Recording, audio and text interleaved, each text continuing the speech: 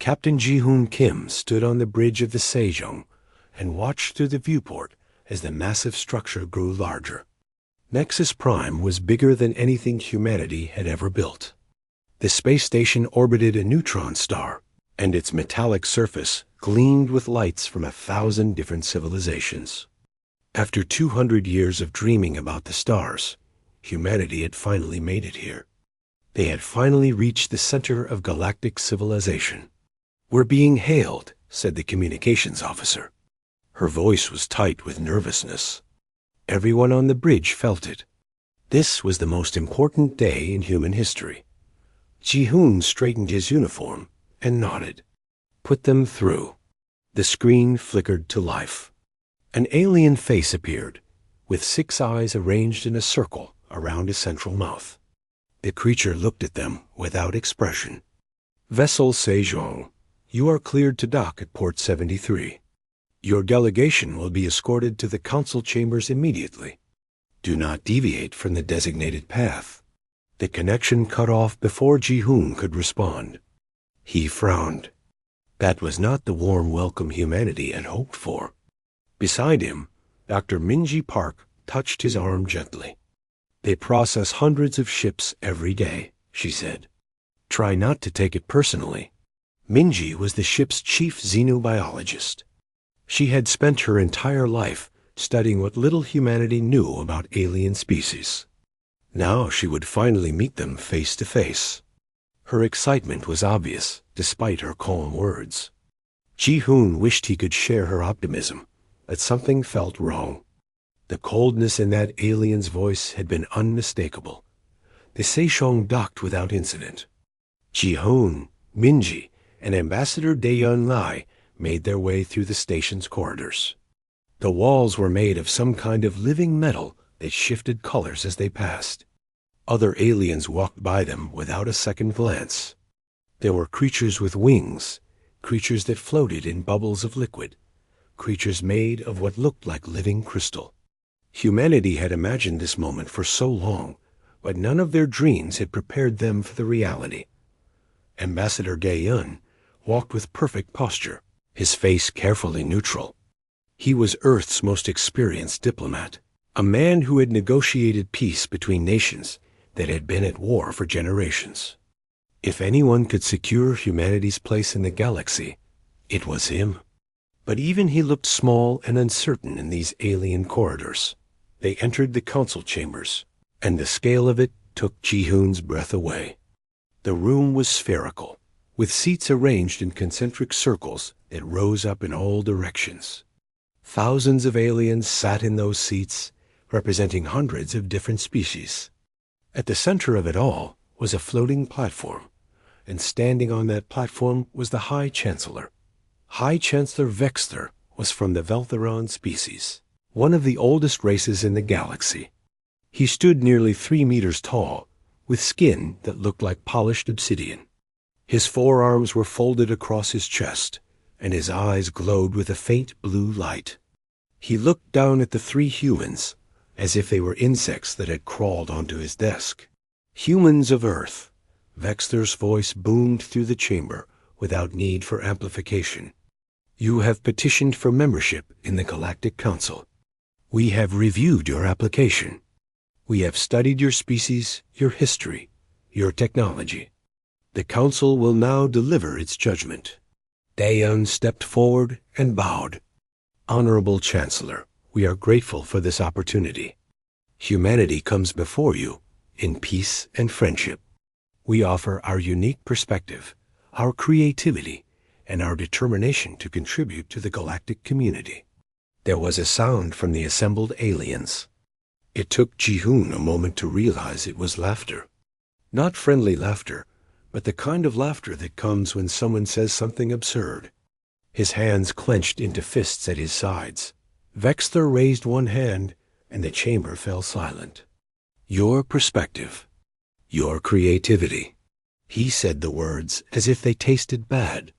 "Let us review what humanity offers. You achieved faster-than-light travel 3 years ago. 3 years. The youngest species in this council achieved it 5,000 years ago. You have wars on your homeworld even now.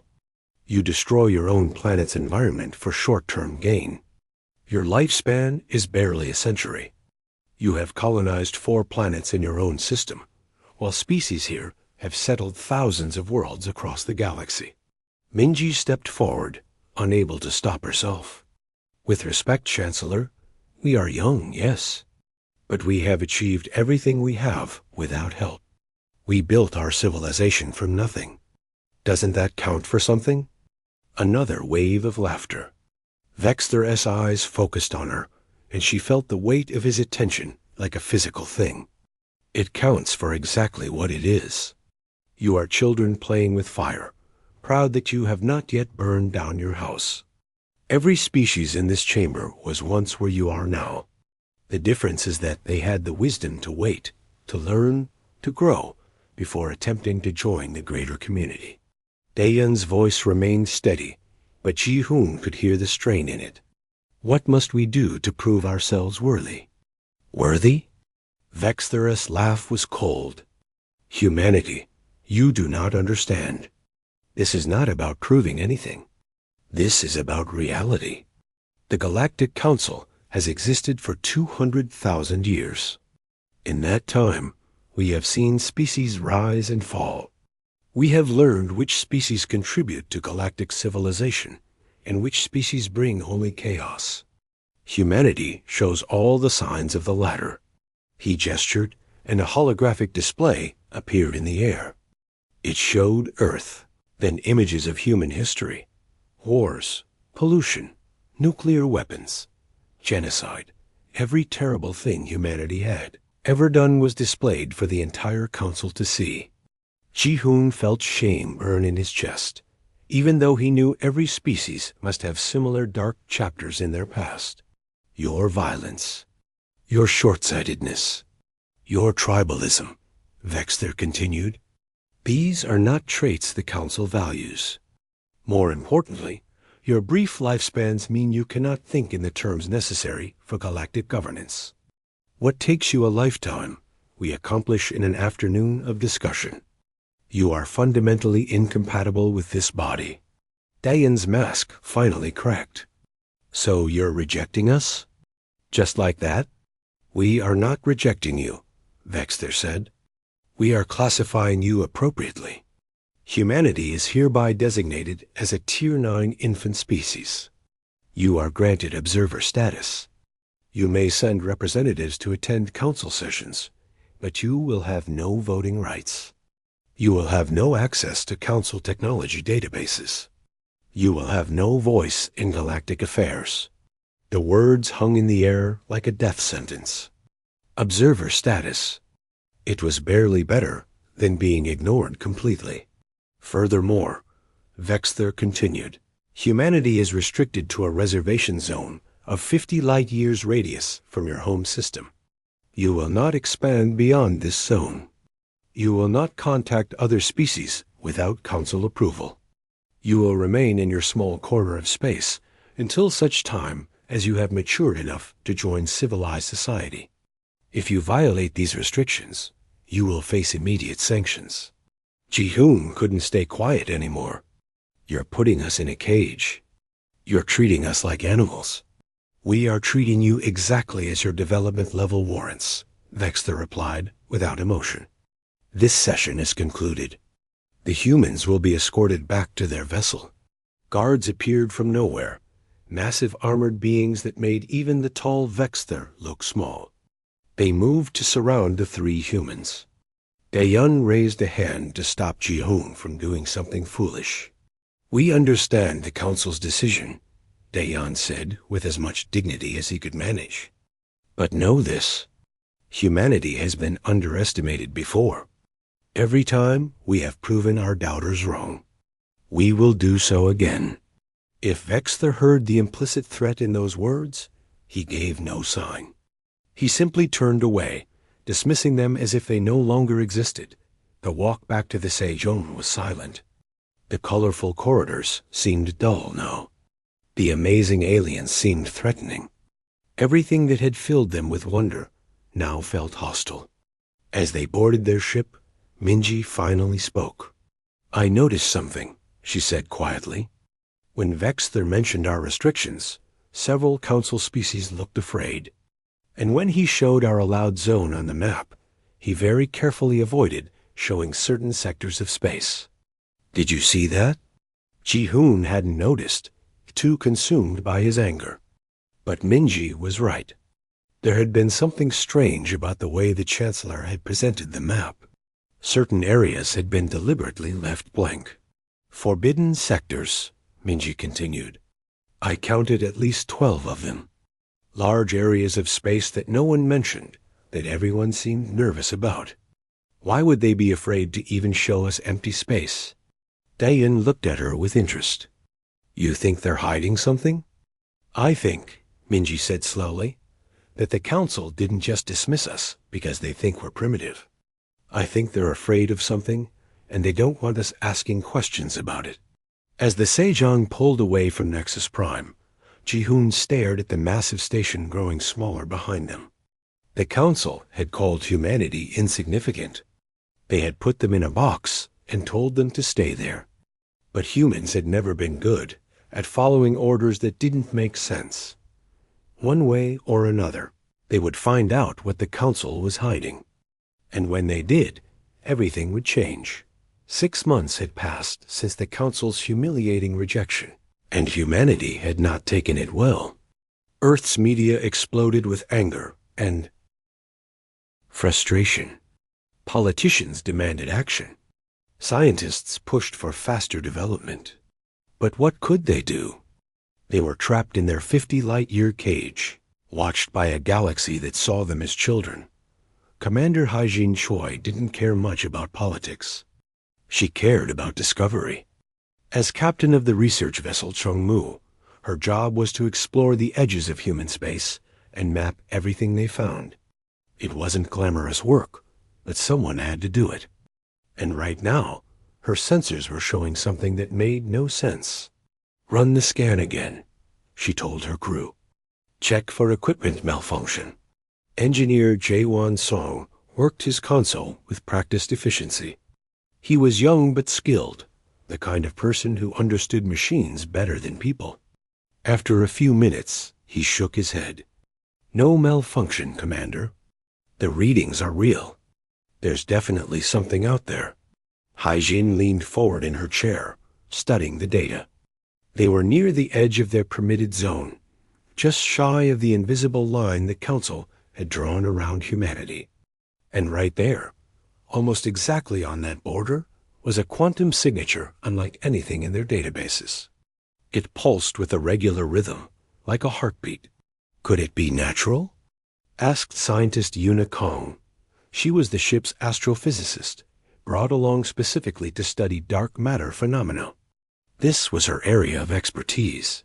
"I don't think so," Yuna continued, answering her own question as she examined the data. "The pattern is too regular, too precise. This is artificial. Someone built something out there."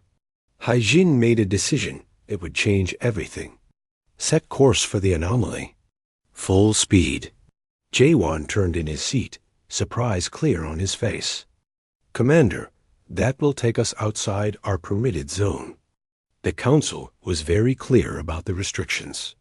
"The Council put us in a box and told us to be quiet," Haijin replied. Her voice was hard. "Well, I'm tired of being quiet. If they wanted us to follow their rules, they should have treated us with respect. Besides, we'll just barely cross the line. We'll investigate quickly and be back before anyone notices." It wasn't true, and they all knew it. The Council had monitoring systems everywhere. They would know the moment the Chongmu crossed the boundary. But the crew didn't argue. They were all tired of being treated like children. If humanity was going to be punished anyway, they might as well earn it. The journey took 3 days. 3 days of watching the sensors, waiting for Council patrol ships to appear and order them back. But no one came. The silence was almost more unsettling than being caught would have been. It was as if the Council didn't even care enough to stop them. When they finally reached the source of the signal, what they found took their breath away. Floating in the darkness of space was a station, but not like any station humanity had built, or even like anything they had seen at Nexus Prime. This structure was ancient beyond imagining. Parts of it had clearly been damaged by micrometeorites over countless years. Other sections showed signs of technology so advanced it might as well be magic. "I'm reading the composition," Una said, her voice filled with awe. "These materials don't match anything in Council databases. The decay rate suggests this station is at least 3 million years old. Maybe older. 3 million years. Humanity had only been building cities for 10,000 years. This station had been floating here since before humans had even learned to use fire. The sheer scale of time made Haijin dizzy. Any life signs?" She asked. "None. It's completely dead.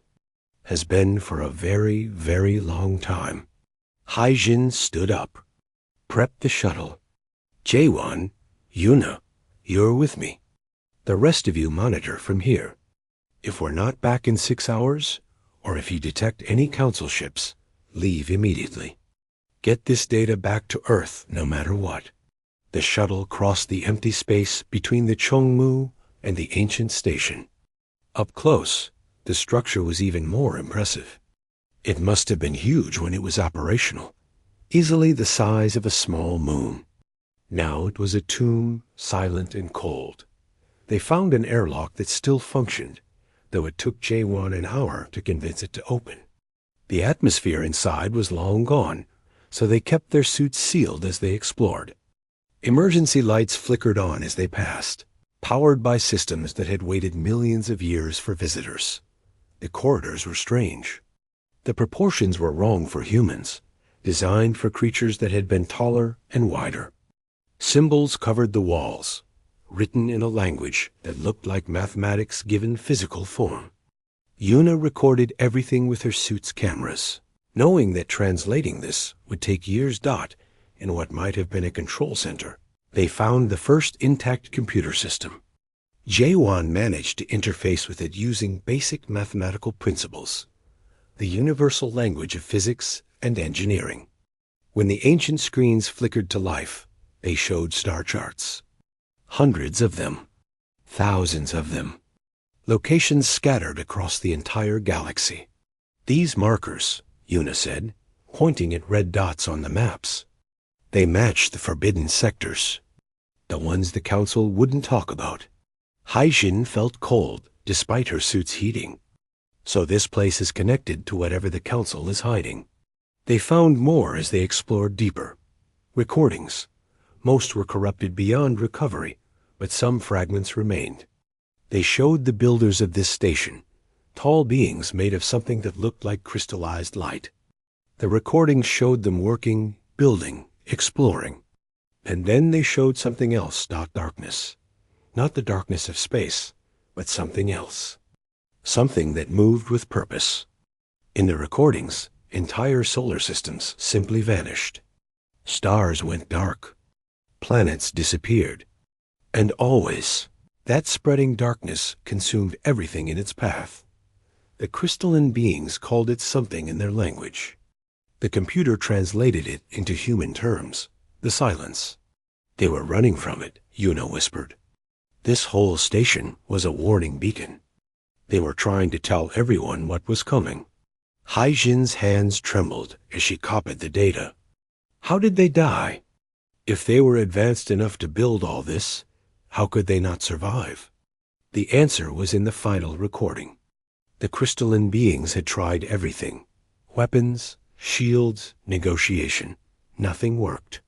The silence didn't fight. It simply existed, and wherever it existed, everything else ceased to be. In the end, the builders of this station had chosen to encode their knowledge and warnings, hoping that someone someday would find it and learn from their mistakes. The recording ended with a date marker. Using the decay rates of nearby stars as a reference, Yuna calculated when the station had been built. Her face went pale inside her helmet. "Commander, According to this, the silence appears in cycles. Every 3 million years, it emerges from somewhere beyond normal space and consumes any civilization that has reached a certain level of advancement. It's happened at least 7 times that we can count from this data. When was the last cycle? Hygiene asked, though she already knew she wouldn't like the answer. 3,200,000 years ago. Yuna's voice was barely audible. We're overdue. And based on these energy readings from the forbidden sectors, I think it's already starting. They were so focused on the recordings that they didn't notice the new ships appearing on their sensors, until it was almost too late. Jae-won's frantic voice crackled over the radio. Commander, we have incoming. Council patrol ships, 3 of them. They're hailing us, ordering us to stand down and surrender all data immediately. Hai-Jin made a split-second decision. Copy everything. Every file, every recording, every star chart. Then erase the station's computer core. They can't know how much we learned. That's destruction of ancient artifacts, Yuna protested. It goes against every scientific principle. We don't have a choice. If the Council gets this data, they'll bury it like they've buried everything else. Humanity needs to know the truth. The whole galaxy needs to know. Now move. They worked frantically, copying terabytes of data while the Council ships drew closer. Jae-won's voice grew more urgent with each update. When the last file finished copying, Hygiene activated the station's self-destruct sequence. The ancient systems, dormant for millions of years, woke one final time. They sprinted back to the shuttle.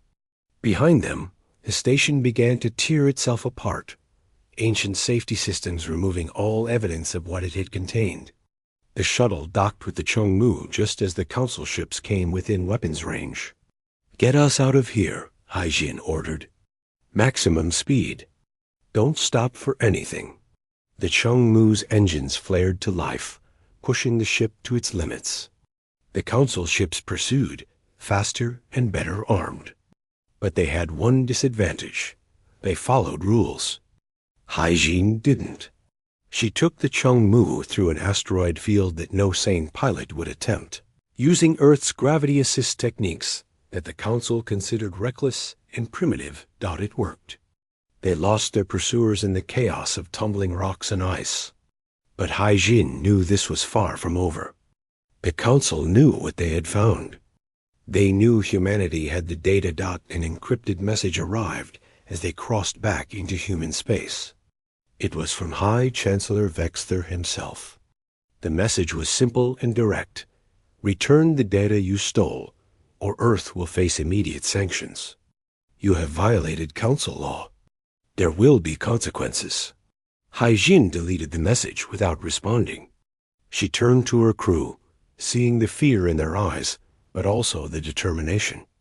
They had found something the Council had been hiding for thousands of years, something that explained why the Council was so afraid of young species asking questions.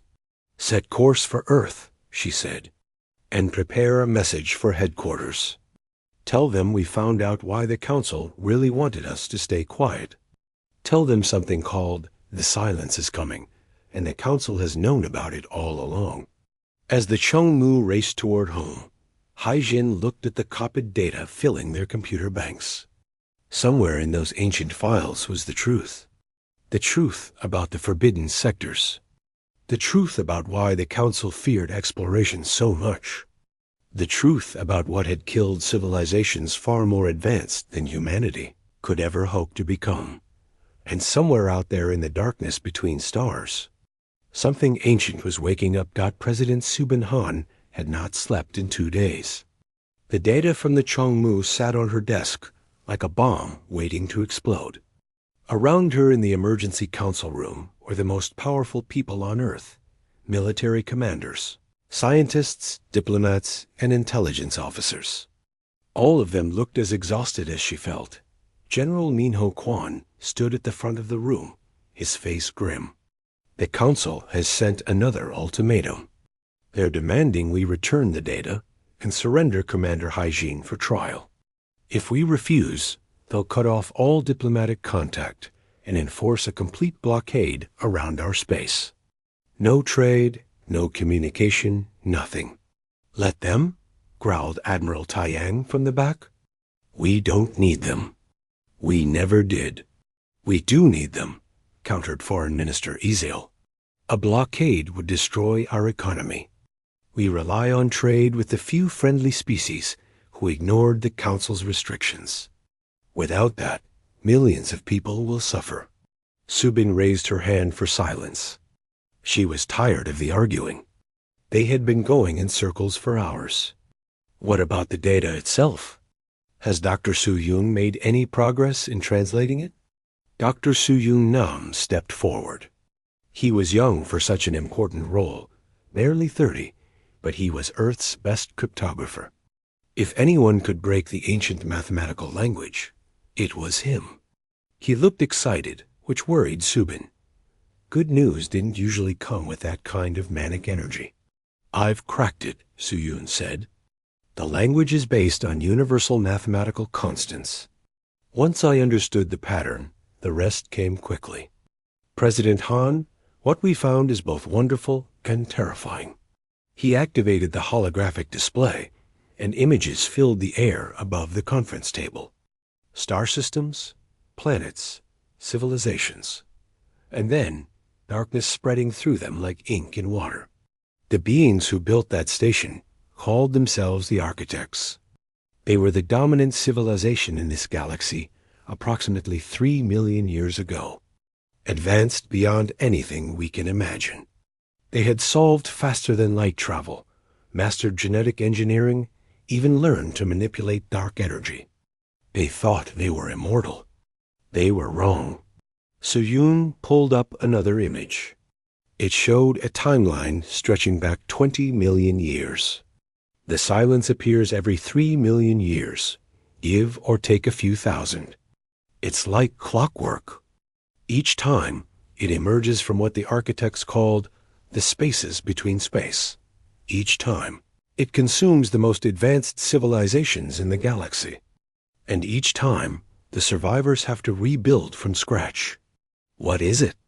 Subin asked. A weapon? A natural phenomenon? The architects didn't know. They spent their last 1,000 years trying to figure it out.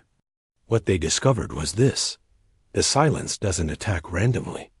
It targets civilizations that have reached a specific technological threshold.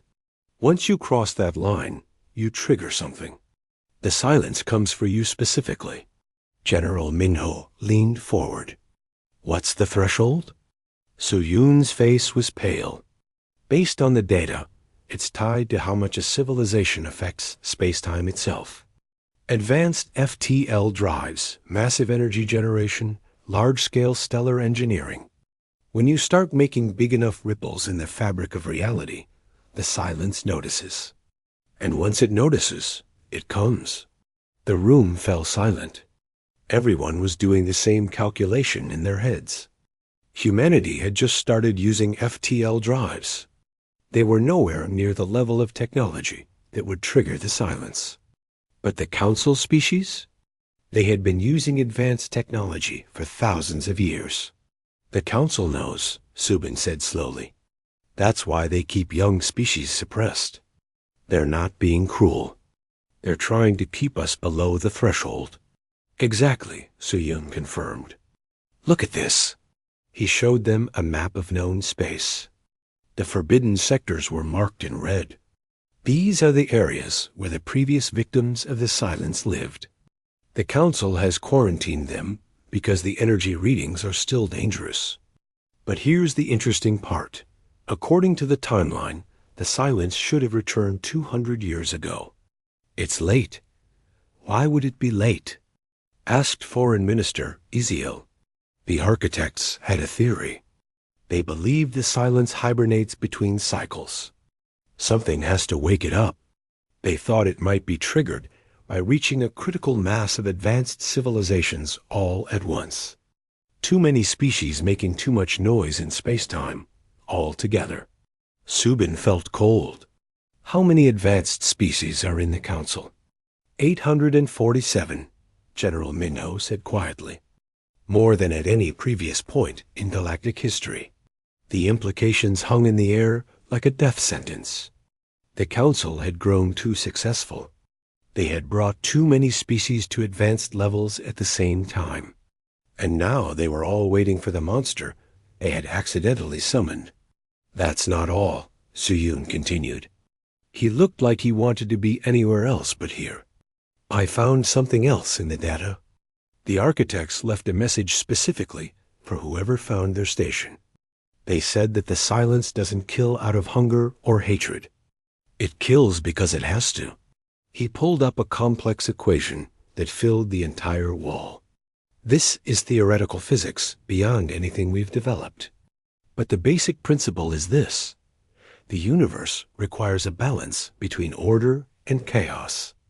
Life, civilization, technology, these all create order. The more advanced we become, the more order we impose on reality. But too much order destabilizes the universe itself. The silence is a correction mechanism. It prunes back the civilizations that have grown too orderly, too perfect, too controlled. It forces the universe back toward chaos. That's insane, Admiral Taiyang said. You're telling me the universe has an immune system that kills civilizations for being too successful. That's exactly what I'm telling you. And according to the architect's calculations, the Council has pushed things too far. They've created too much order, maintained it for too long. The silence isn't coming back because it's time. It's coming back because it has to, or the entire universe will suffer consequences they could barely begin to calculate. Subin stood up and walked to the window. Outside, she could see the lights of the city stretching to the horizon. Millions of people going about their lives, unaware that everything was about to change. She thought about her children, safe at home with her husband. She thought about all the children on Earth, all the dreams they had about exploring the stars. What do we do? She asked quietly. If we share this data with the Council, they'll know we understand why they suppressed us. It might help them develop a solution. But it also makes us a target. They might decide humanity knows too much. If we don't share it, General Minho said, we're condemning the galaxy, including ourselves. When the silence comes, it won't care about political boundaries. Before Subin could respond, alarms began blaring throughout the building. Every screen in the room lit up with emergency broadcasts. Admiral Taiyang grabbed his communicator, listened for a moment, then turned pale. Multiple energy spikes detected in the forbidden sectors. 2 Council homeworlds just went dark. No communications, no energy signatures, nothing. They're just gone. The room erupted in chaos. People shouting, demanding information, trying to understand. Subin felt her heart racing, but she forced herself to stay calm. Leaders couldn't panic, even when the world was ending. How long until it reaches Earth? She asked. Unknown, Admiral Taiyang said. It's not moving in a straight line. It appears to be targeting based on technological signatures. The more advanced the civilization, the sooner it gets hit. At our current level, we have maybe 6 months. Maybe less if we keep advancing. Subin made her decision. She had been elected to protect Earth, but sometimes protecting one world meant taking risks for the galaxy. Send everything to the Council. All the data, all our translations, everything we've learned. And send a message to High Chancellor Vexther. Tell him we're sorry for violating their laws, but we think we can help. President, Foreign Minister Eziel said carefully. They might arrest Commander Haijin. They might still blockade us. Then they're fools, Subin replied. Because right now, humanity might be the only species in the galaxy capable of solving this problem. Why us? General Minho asked. We're the least advanced species in known space. Subin smiled, though there was no humor in it. Exactly. The silence targets perfection, order, advanced technology. It targets everything the Council has spent thousands of years achieving. But us, we're chaotic. We're unpredictable. We're primitive. We're everything the Council despises about young species. And that might be exactly what's needed to fight something that consumes perfection. The message went out within the hour. Earth transmitted everything. The station data, the translations, the theories about the silence, and a simple offer. Let us help. The response came faster than anyone expected. It was High Chancellor Vexter himself, speaking directly to President Subin. For the first time since humanity had met him, the ancient alien looked afraid. We received your data. We have confirmed your translations are accurate. 2 more worlds have fallen in the last hour. We are facing extinction, and our greatest weapons are useless. The silence does not fight. It simply erases. Everything we have built, everything we have achieved, means nothing against it. He paused, and when he spoke again, his pride was gone. You are right to investigate. The Council has hidden this truth for too long. We kept young species suppressed because we thought it would protect everyone. We were wrong. We need your help, humans of Earth. We need your chaos, your unpredictability, your primitive solutions. Because our advanced ones are failing. Subin looked at the faces around her. Her people. Her planet's best and brightest. They looked terrified, but also determined. Humanity had been dismissed as insignificant. Now the galaxy was begging for their help. Tell the Chancellor we accept, Subin said. And tell him to prepare for humanity to do what we do best, improvise. Admiral Jiwoo Shin had never expected to command Earth's experimental fleet in actual combat. The ships under her command were prototypes, vessels built with technology humanity had only recently developed. They were crude compared to Council ships, held together with what some engineers jokingly called hope and determination. But right now, they were all Earth had. 1 week had passed since the silence began its advance. 17 Council worlds had fallen. 17 thriving civilizations, billions of lives, simply erased from existence. The Council's advanced weapons had proven useless.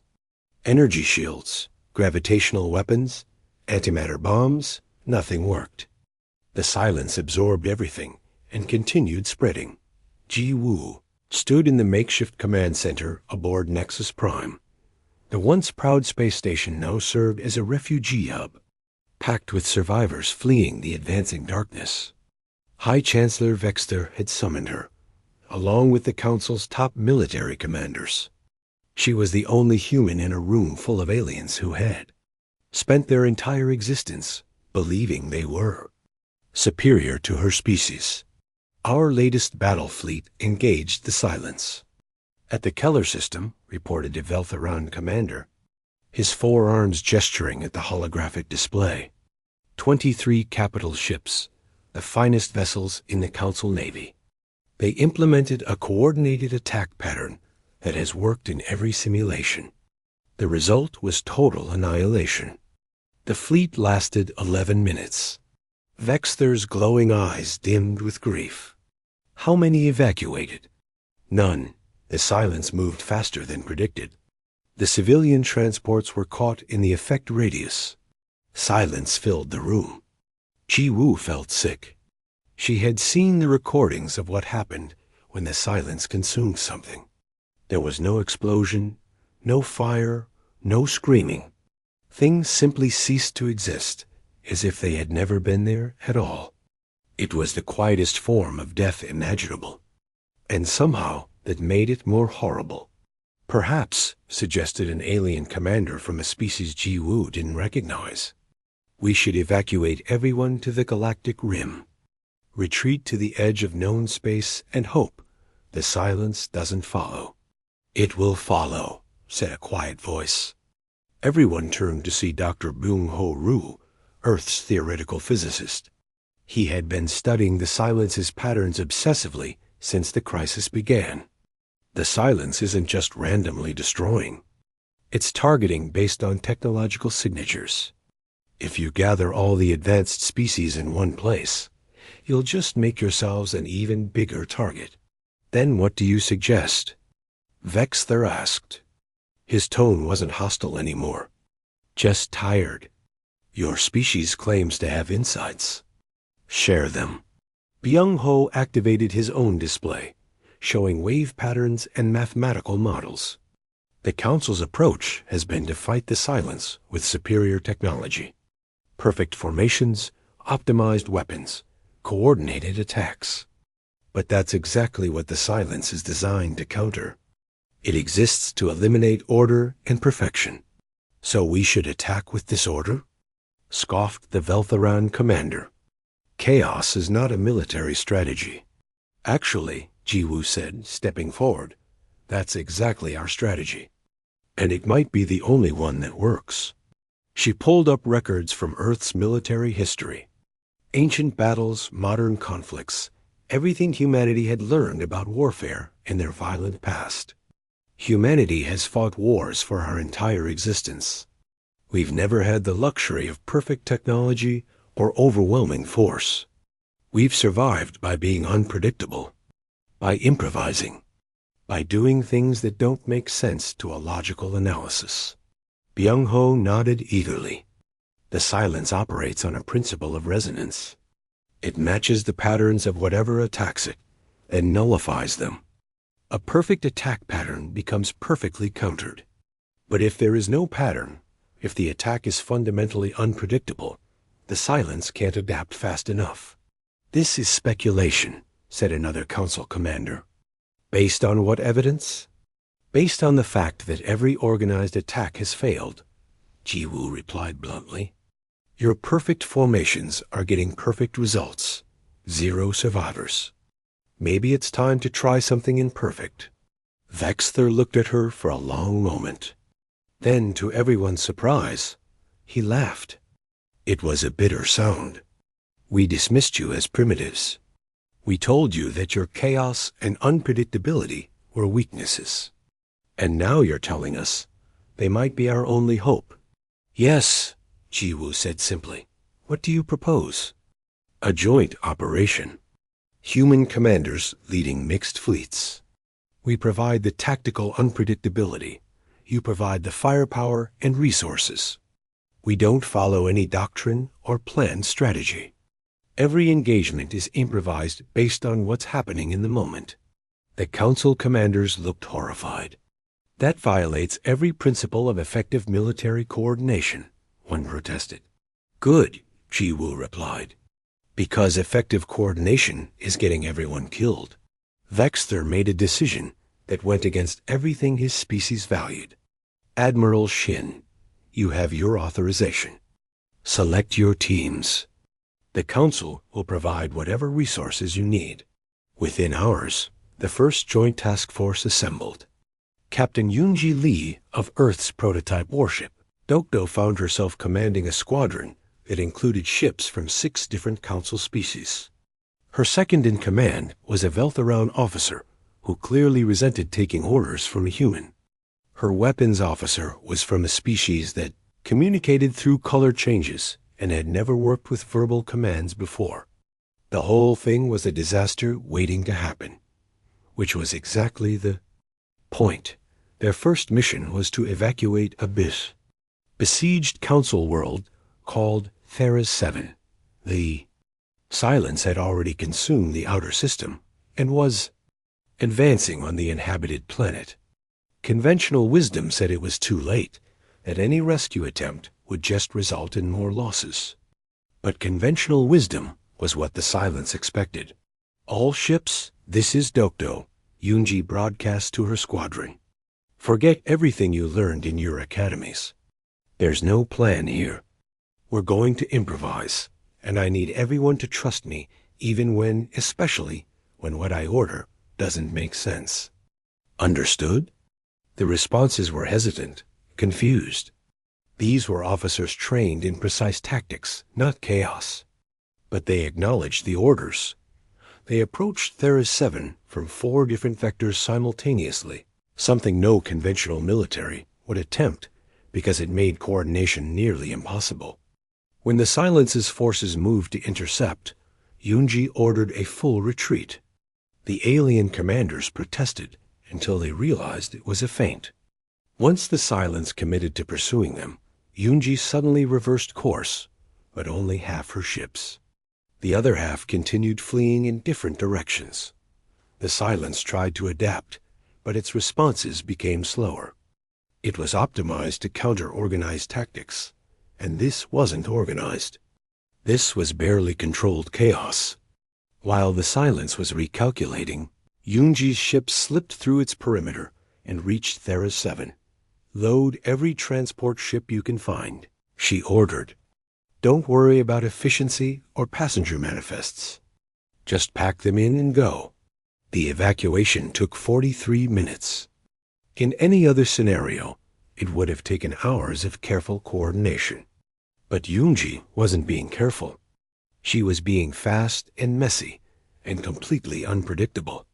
When the Silence finally reorganized its forces to attack the evacuation fleet, Yunji had her ships do something truly insane. They scattered. Each ship went in a different direction with no coordination whatsoever. Some went up, some went down, some took bizarre spiraling paths that wasted fuel, but made their trajectories impossible to predict. The Silence couldn't pursue all of them at once, and in the time it took to choose targets, most of the ships had already jumped to FTL. They lost 3 ships out of 42. By Council standards for fighting the Silence, that was a miracle. By human standards, it was acceptable losses. And they had saved nearly 2 million people. When Yunji returned to Nexus Prime, she found herself summoned to another emergency meeting. But this time, the Council commanders looked at her differently. There was still skepticism, but also something new: hope. "It shouldn't have worked," admitted the Veltheron commander. "By every military principle we understand, your tactics should have failed. That's why they succeeded," Byung-ho explained. He had been studying the data from the mission. "Look at the Silences." Response times. Every time Captain Yunji did something illogical, there was a lag. Sometimes just milliseconds, but enough. The Silence is incredibly fast at countering organized attacks, but when faced with genuine chaos, it hesitates. "How many more operations can we run like this?" Vexter asked. Ji-Woo consulted with her staff. "We can organize maybe 20 more squadrons with human tactical commanders. That's not enough to fight the Silence across the entire galaxy, but it's enough to evacuate the most critical worlds and buy time." "Time for what?" someone asked. Everyone looked at Byung-ho. The physicist had been working on something, spending every waking hour running calculations and simulations. He looked exhausted but determined. "Time to find a permanent solution," he said. "Because here's the problem. Even our unpredictable tactics won't work forever. I've been analyzing the Silence's adaptation patterns. It's learning. Slowly, but it's learning. Each engagement where we use chaos tactics, its response time gets faster. Eventually, it will adapt even to unpredictability." "How long do we have?" Ji-Woo asked. "Based on current rates?" 3 weeks. Maybe 4. After that, even our improvised strategies will become predictable patterns that the Silence can counter." The room fell silent again. They had found a way to fight back, but it was only a temporary solution. The clock was ticking, and the Silence was patient. "Then we use those 3 weeks," Vexter said. "We evacuate everyone we can. We save what can be saved. And we hope that somewhere in all this chaos, we find an answer." Ji-Woo looked around at the assembled commanders, human and alien alike. A month ago, these beings had looked at humanity with contempt. Now they were trusting humans to lead them against an enemy that had destroyed civilizations far greater than any. Of them, we'll find an answer, she said with more confidence than she felt. Humanity has faced extinction before. We're still here, and we're not going to let some universal immune system erase us without a fight. As the meeting dispersed and the commanders went to organize their desperate rescue operations, Byung-ho pulled Ji-woo aside. "I think I know how to stop the silence permanently," he whispered. "But you're not going to like it." 3 weeks had passed since humanity began leading the fight against the silence. 43 worlds had fallen, but they had evacuated millions. The joint human-alien task forces had become surprisingly effective, their chaotic tactics buying precious time. But time was running out. Just as Dr. Byung-ho had predicted, the silence was adapting. Its response times were getting faster. What had once taken seconds now took milliseconds. On Earth, Elder Myung-Gi Cho sat in her laboratory, surrounded by data that would have overwhelmed someone half her age. At 127 years old, she was Earth's oldest living scientist. She had taught Byung-ho when he was young, and now her former student had brought her the most important problem humanity had ever faced. "You're right," she said finally, looking up from the calculations. "But you're also wrong." Byung-ho looked frustrated. He had barely slept in weeks.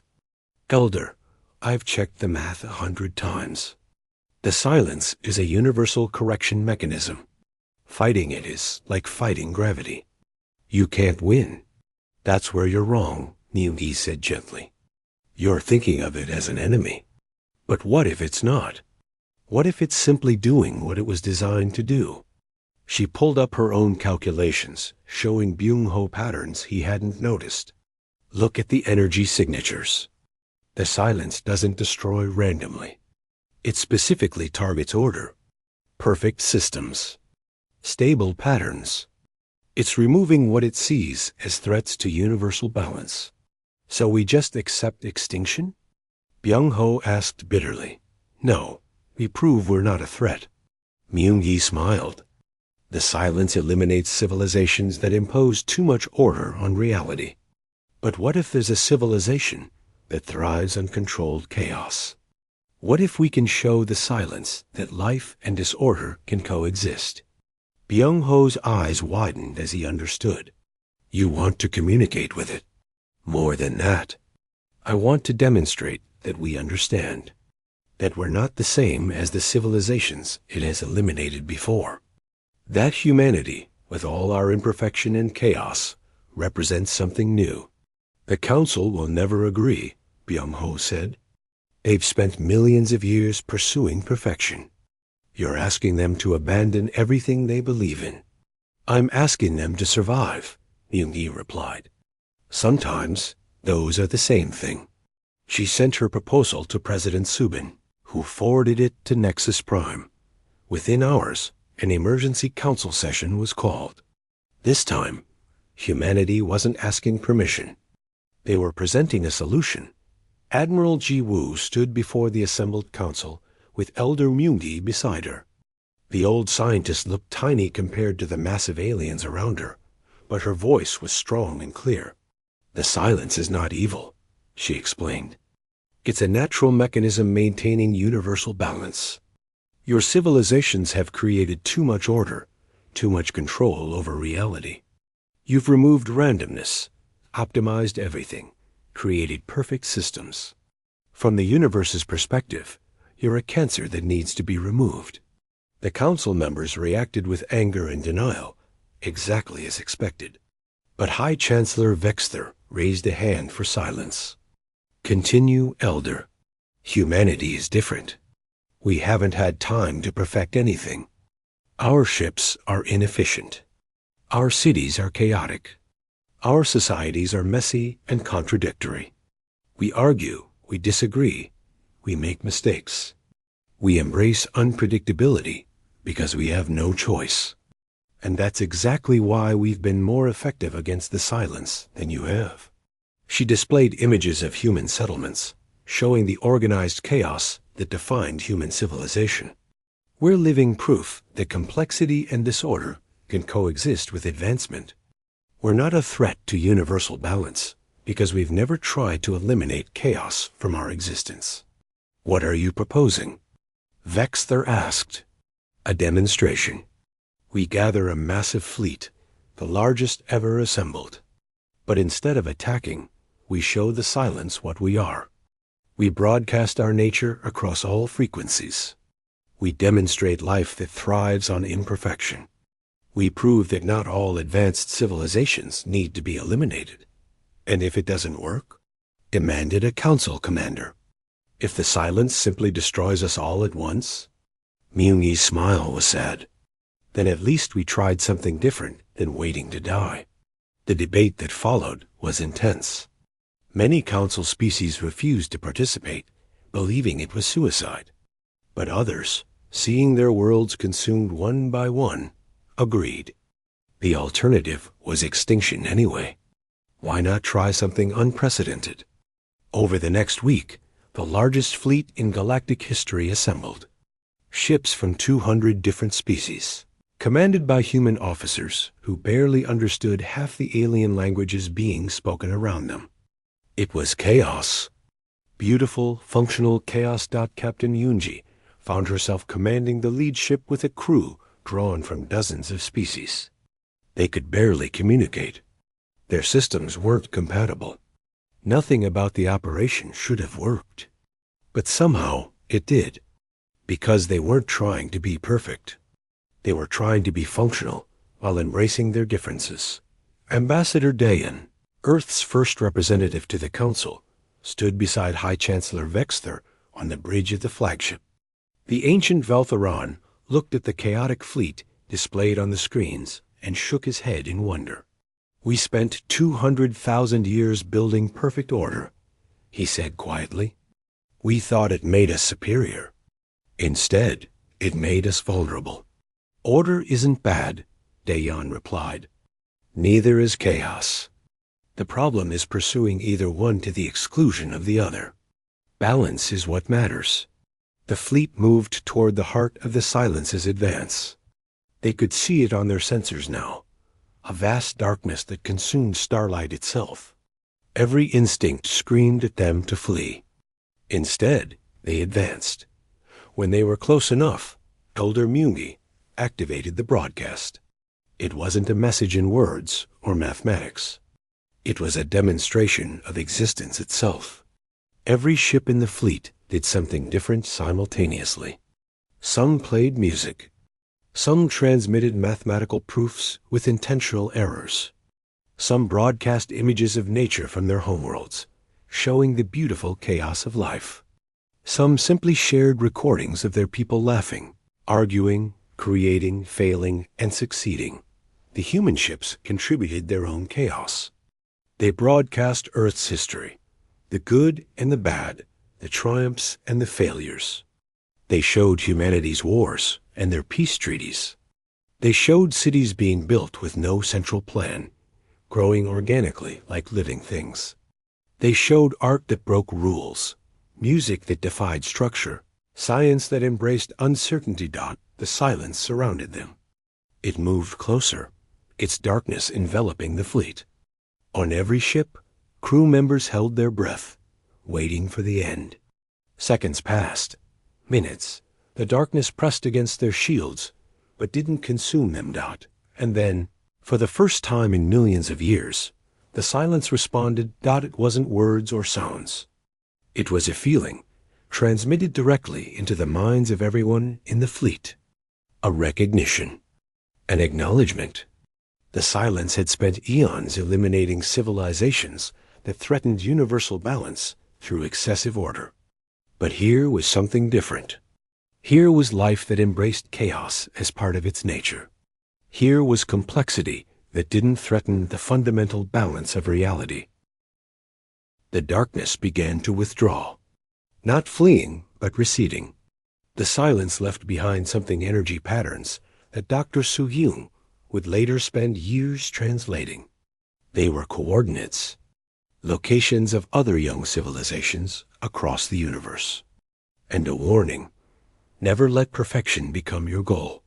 Imperfection is life's greatest strength. The silence disappeared back into the spaces between space, satisfied that this cycle of civilizations understood the lesson their predecessors had died to learn. On the flagship, Vexthor collapsed into his seat.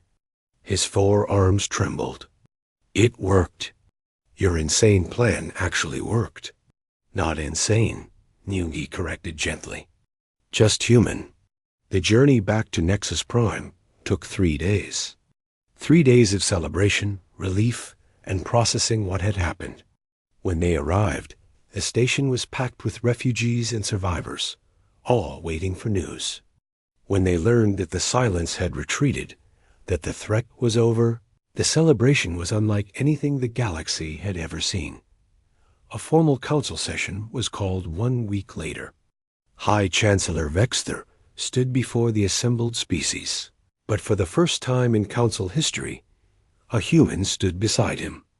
Ambassador Dayon represented Earth, but really, he represented something more, a new philosophy for galactic civilization. This council has existed for 200,000 years, Vexthor announced. In that time, we have achieved wonders. We have also become rigid, predictable, and nearly caused our own extinction through our pursuit of perfection. Humanity taught us a vital lesson. Chaos and imperfection are not weaknesses to be eliminated. They are essential components of life. He turned to Dayon. Therefore, the Council formally apologizes to humanity for our treatment of your species. We designated you as primitives, when in truth, you possessed wisdom we had forgotten. We hereby grant Earth full Council membership with a new designation, Guardians of Chaos. The chamber erupted in applause from hundreds of species. Dayon bowed, feeling the weight of this moment. We accept with conditions. The Council must restructure. No more suppressing young species. No more forbidden knowledge. We seek out new civilizations and help them grow while maintaining their unique perspectives. We embrace diversity and imperfection as strengths. Agreed, Vexthor said immediately. The old ways nearly destroyed us. It's time for something new. The reforms that followed transformed galactic civilization. The Council reached out to species they had previously dismissed as too primitive. They shared technology freely, but also learned from these younger cultures. The rigid hierarchies softened. The pursuit of perfection gave way to appreciation of diversity. Humanity became the bridge between old and new. Captain Ji-hoon, who had endured the Council's initial dismissal, now commanded joint exploration fleets discovering new civilizations. Dr. Minji established cultural exchange programs. Commander Haijin, who had risked everything to find the ancient station, became the director of a new research initiative, studying the balance between order and chaos. 10 years later, President Subin stood at the dedication ceremony for the new council headquarters. The building was deliberately designed with elements from hundreds of cultures, a beautiful mess of architectural styles that somehow worked together. It was imperfect and glorious. Beside her, Elder Myungi watched the celebration with satisfaction. At 137, she was still contributing to galactic science, now as an advisor to dozens of species. Do you think the silence will come back? Subin asked quietly. Someday, Myungi replied. In another few million years, probably. But when it does, we'll be ready. Because we'll remember that the universe doesn't need perfect civilizations. It needs living ones. And life is beautifully, necessarily imperfect. The celebration continued around them. Humans and aliens dancing together, sharing food, exchanging stories. It was chaos. It was wonderful. It was exactly what the galaxy needed. High above, in the dark spaces between stars, the silence rested. It had witnessed civilizations rise and fall for eons. It had eliminated those that threatened universal balance. But for the first time, it had found civilizations worth preserving. civilizations that understood the fundamental truth. In a universe built on both order and chaos, survival belonged to those who could dance between both extremes. Humanity had been called insignificant. They had been dismissed as primitives. They had been confined to a tiny corner of space and told to stay quiet. Instead, they had saved the galaxy by being exactly what they were: imperfect, unpredictable, and beautifully chaotic. The Council had declared humanity insignificant. They would never make that mistake again.